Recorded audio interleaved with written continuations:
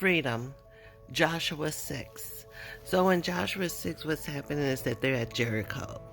And Jericho is the place where Joshua sent 2 spies out, and they got caught there, and they was going to kill them. And Rahab the harlot hit them, and they was able to escape. And she told them when they could leave and all that good stuff, and they wasn't able to get killed. Okay, so now they about to take Jericho.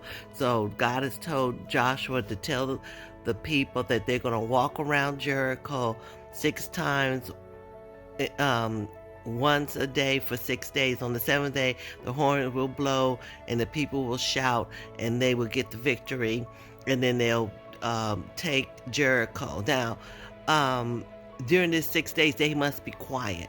And a lot of us are not quiet when God is saying, I'm about to do something, but you need to be quiet. And they had to be quiet for 6 days and just walk around and say nothing and be quiet and know that the power of God was going to take the city. And then on the 7th day, the horns blew and they shouted and they got the victory. They burned down everything and everybody. They took the spoils of the city, and they was told not to take anything other than what God told them to take. And they told him, do not touch Rahab the harlot. And I want you to know, Rahab the harlot and her family was saved because she stood up for the men of God. And God honored that by saving her and her family, even though she was in the midst of where God wanted something to be destroyed. And many of us think that someone in the streets, or someone that's addicted, or someone that's going through a bunch of stuff, or you can see who they are, what they do, that they can't be saved by God. But I want you to know that there are people that are out there in the midst of a situation, and God says that person is my people and they will be saved.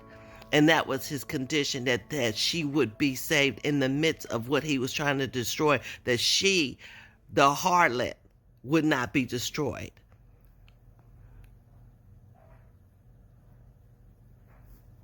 We got to stop looking at people and calling them not of God, because we can't see the spiritual connection that they have with the Lord. We got to stop doing that. Because God was with them in the ark doing that whole march around, and she was right there in the midst, and she was saved because of her commitment and relationship she made prior to the destruction. Some of us need to make some commitments to the God prior to the destruction, and stop just walking around looking like we saved, pretending that we saved, but we're not. And God knows it. Now that's my time. Stay free. Get saved.